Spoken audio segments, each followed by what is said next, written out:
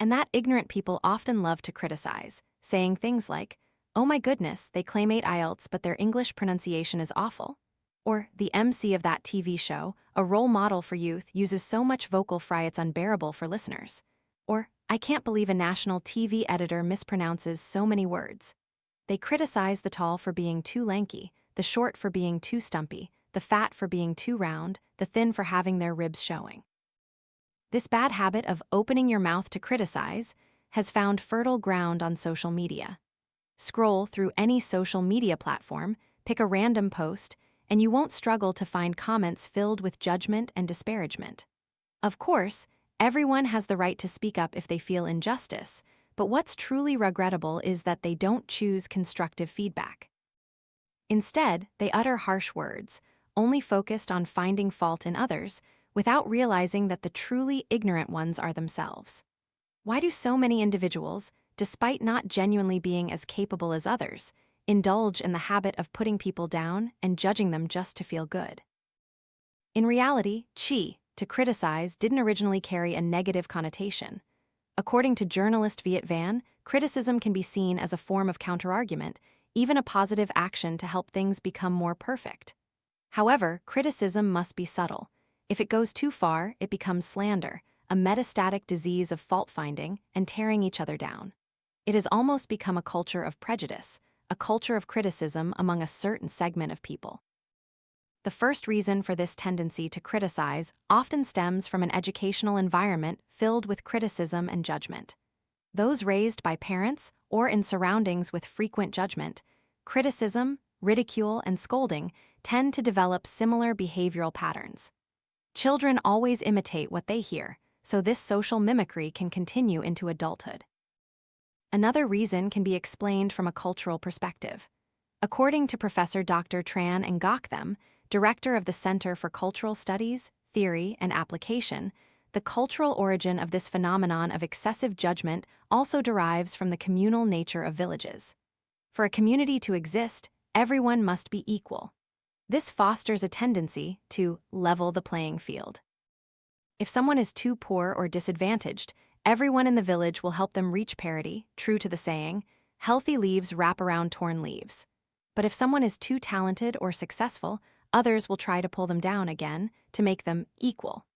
The only exception is when someone has surpassed them so completely and is so widely recognized that it's undeniable. In such cases, people might even flatter them. But for those who have just slightly surpassed them, or are in the process of doing so, they will drag that person down through criticism or throwing stones. Criticism also often targets peers to preemptively stop them from rising above. In proactive cultures, when people see someone more capable, they engage in healthy competition, striving to work harder to become equal or better, rather than resorting to envy and sabotage. In a society burdened by a negative culture like Vietnam's, people don't truly value cultivating their abilities to honestly rise. Instead, they prefer to use collective power to pull others down and find clever, cunning ways to elevate themselves safely without any effort. Furthermore, another reason could be related to envy and jealousy. We feel resentful of others' success, luck, or talent because they possess things we don't, making us feel they don't deserve what they've achieved. Another potential reason why people habitually criticize is loneliness. It's easy to see that one of the quickest ways for two people to bond is to dislike and badmouth a third party together. When someone feels lonely or isolated, they might use criticism to seek out and join cliques of other judgmental individuals. Ultimately, they are quite pitiable, so profoundly lonely, burdened by too many insecurities and fears, feeling like they don't belong, that they resort to such a lowly method to find others on their level.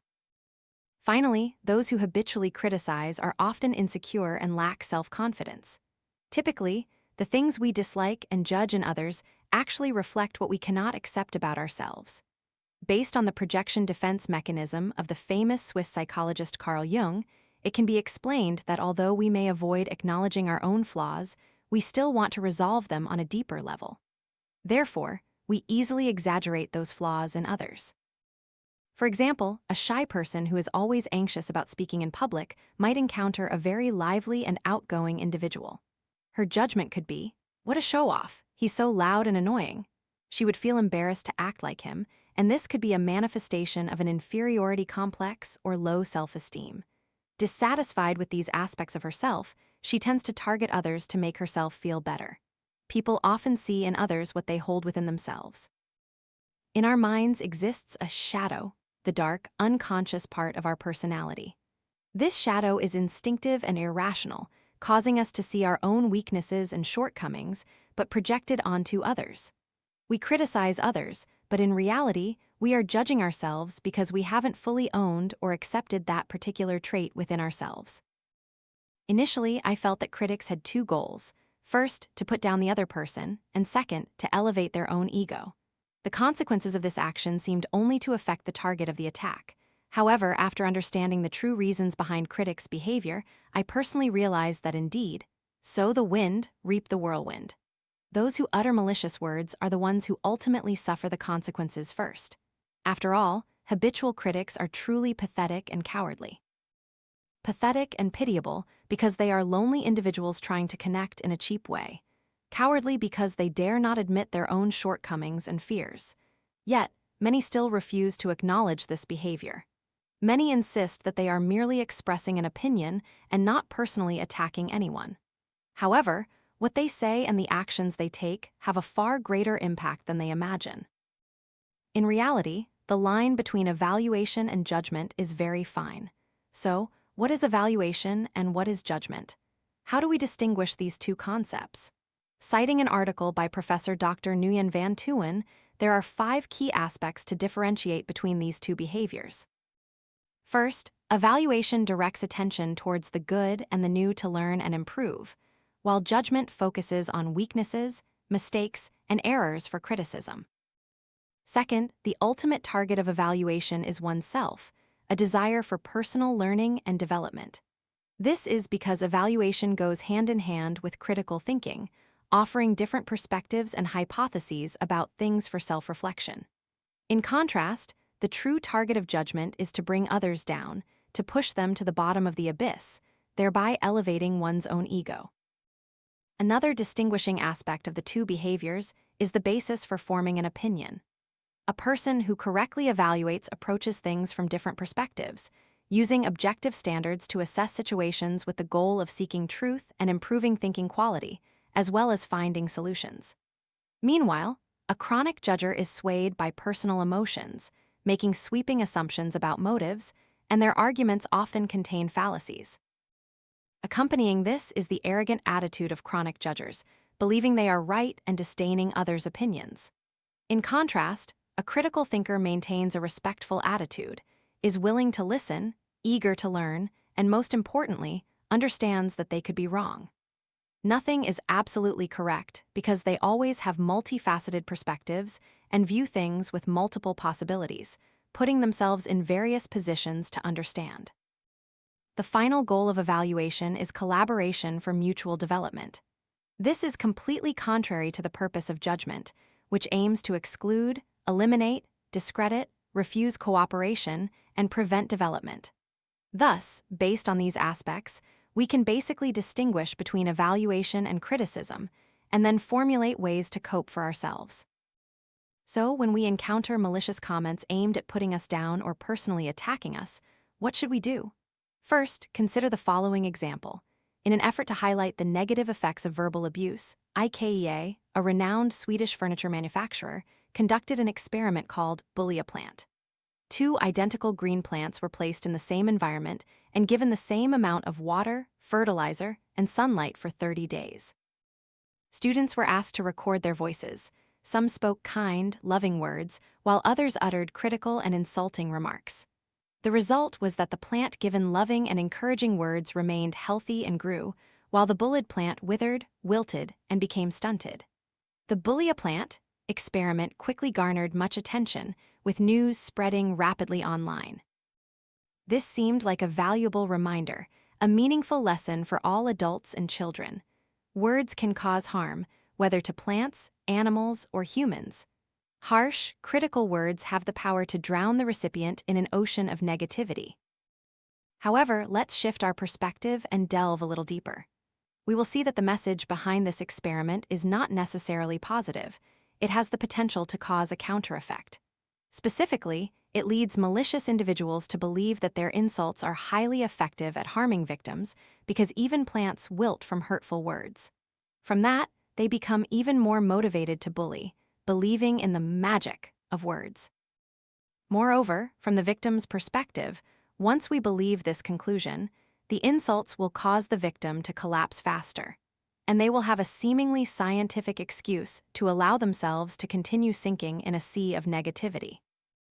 To be fair, the results of this experiment lack scientific basis because the experiment was conducted by an interior design company lacking expertise, without a control group, and with an extremely small sample size of only 2 plants. Not to mention, the 2 plants were in identical environments, and it's possible both plants heard both praise and criticism. A Discovery Channel program also dedicated an entire documentary episode to this phenomenon. They took 60 bean plants, divided them into 3 groups, and played 2 recordings, praise and criticism. The result was that they found no difference between the group of plants that heard harsh words and the group that heard loving words. And that is precisely the message and method, "Why is that?" wants to convey to you. It is truly painful when we endure malicious attacks and criticism, when our efforts and contributions are not recognized, and people only focus on our flaws, pointing and criticizing. Negative comments and judgmental words are indeed terrible and have great destructive potential, but they cannot drag us down if we don't allow them to. As Eleanor Roosevelt once said, "No one can make you feel inferior without your consent." Dogs may bark, but the caravan moves on. The moon shines, and the caravan proceeds. Of course, the caravan must undergo a process of filtering out the barking, distinguish the moonlight, and then confidently determine their path is correct. That's why we presented the distinction between evaluation and judgment. Zunzi also taught, "He who criticizes me and is right is my teacher. He who praises me and is right is my friend. Those who flatter me are my enemies." Each of us needs to understand who our friends are and who our enemies are. Alongside filtering out personal attacks, we must also absorb constructive comments to gradually improve ourselves. Returning to the criticisms at the beginning of this podcast, those were indeed criticisms. However, when we receive feedback on how to pronounce English correctly, recognizing our own mistakes, we also need to find ways to improve. No one is born completely brilliant. What we lack, we can slowly learn. A person who constantly strives to create good value for themselves and the community is always appreciated. In the past, both you and I might have confused evaluation and judgment because we were too naive, aggressive, and eager to win. And it's often the less knowledgeable who love to criticize, while profound and visionary people understand that if there's nothing good to say, it's better to remain silent. Of course, I'm no saint, nor can I always maintain a state of perfect equanimity in every situation. I will still have moments of petty jealousy, still dislike things I don't like, but now I will only quietly evaluate and filter. If I don't like something, I will limit my exposure to it. It sounds simple, but it's not easy to put into practice, is it? But just think, if we all tried to use language, writing, and speaking to sow positive seeds in life, society would see significant changes, wouldn't it?